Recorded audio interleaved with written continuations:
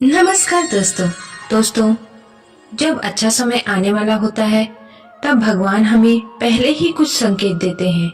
आज की कथा में हम इन्हीं दिव्य संकेतों को जानेंगे जो हमारे जीवन में परिवर्तन लाने वाले हैं। अगर आप हमारे चैनल पर पहली बार आए हैं तो सब्सक्राइब कर लें और कमेंट में राधे राधे लिखकर अपनी भक्ति प्रकट करें। वीडियो को आधा अधूरा देखकर भगवान श्री कृष्ण का अपमान न करें।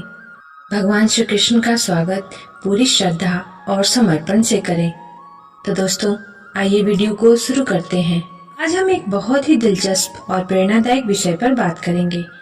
अच्छे वक्त आने से पहले भगवान कुछ संकेत देते हैं और इस विषय को समझने के लिए हम श्री कृष्ण के गीता के संदेशों का सहारा लेंगे।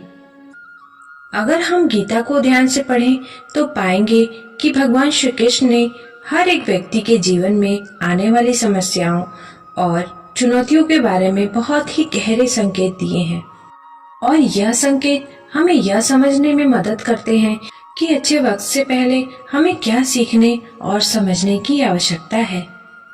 पहले हम समझते हैं कि भगवान श्री कृष्ण संकेत क्यों देते हैं।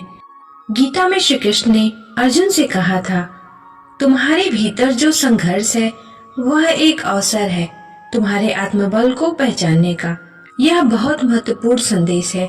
जब हम किसी परेशानी या चुनौती का सामना करते हैं तो यह दरअसल हमारे भगवान की तरफ से एक संकेत होता है कि हम अपने अंदर की शक्ति को पहचानें और उस पर विश्वास करें। अब सोचिए एक कहानी के बारे में। एक छोटे से गांव में एक लड़का रहता था जिसका नाम मोहन था। वह गरीब था लेकिन हर रोज मेहनत करता था। एक दिन उसकी जिंदगी में बहुत बड़ी मुश्किल आई। उसके परिवार में एक कठिन समय का सामना करना पड़ा। मोहन ने कई बार भगवान से प्रार्थना की लेकिन कोई जवाब नहीं आया। एक दिन जब वह उदास होकर नदी के किनारे बैठा था तो एक संत उसे मिले।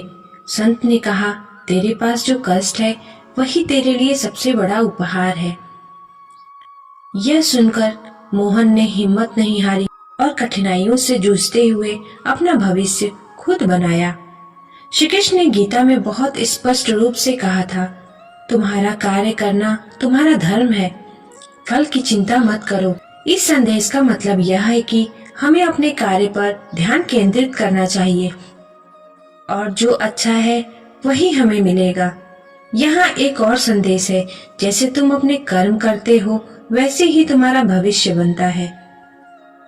जब हम यह समझते हैं कि हम जो भी कर्म करते हैं उनका असर हमारे भविष्य पर पड़ता है तो हम और भी अधिक जिम्मेदारी से अपने कार्यों को अंजाम देते हैं। अच्छे वक्त आने से पहले भगवान हमें संकेत देते हैं। ये संकेत किसी कठिनाई, दुख या फिर किसी अनजाने रास्ते के रूप में हो सकते हैं। गीता में श्री कृष्ण ने कहा था, समय के साथ जो भी हो उसे स्वीकार करो और खुद को तैयार करो। जब हम अपने दुखों को स्वीकार करते हैं तो हमें अच्छाई का एहसास होता है। ऐसी ही एक कहानी है एक लड़की की जिसका नाम दीक्षा था। दीक्षा हमेशा मानती थी कि अच्छे वक्त का आगमन अचानक ही होगा, लेकिन एक दिन उसे अपनी नौकरी से हाथ धोना पड़ा। शुरुआत में उसे बहुत कठिनाई महसूस हुई, लेकिन धीरे धीरे उसे समझ में आया कि यह समय उसके आत्मनिर्भर बनने का संकेत था और कुछ महीनों बाद दीक्षा ने अपनी खुद की कंपनी शुरू की और वह एक सफल उद्यमी बनी। दोस्तों, गीता में श्री कृष्ण ने हमें हमेशा यह समझाया है कि जीवन में अच्छे और बुरे समय आते रहते हैं, लेकिन जो सबसे महत्वपूर्ण है वह है हमारा दृष्टिकोण। हर चुनौती और मुश्किल दरअसल भगवान के संकेत होते हैं कि हम अपनी क्षमता को पहचानें और सही दिशा में प्रयास करें। अंत में मैं यही कहना चाहूंगी कि कभी भी किसी कठिनाई को भगवान का संकेत समझकर उसे स्वीकार करें और उस पर विचार करें। तभी आप पाएंगे कि भगवान ने आपको एक नई राह दिखाई है जो अंत में सफलता की ओर ले जाएगी। आप सभी को मेरे इस संदेश का अनुसरण करने की शुभकामनाएं। अगर आपको ये वीडियो अच्छा लगा हो तो कृपया लाइक और सब्सक्राइब करें। आप जो भी सोचते हैं उसे कमेंट में जरूर बताएं। जय श्री कृष्ण।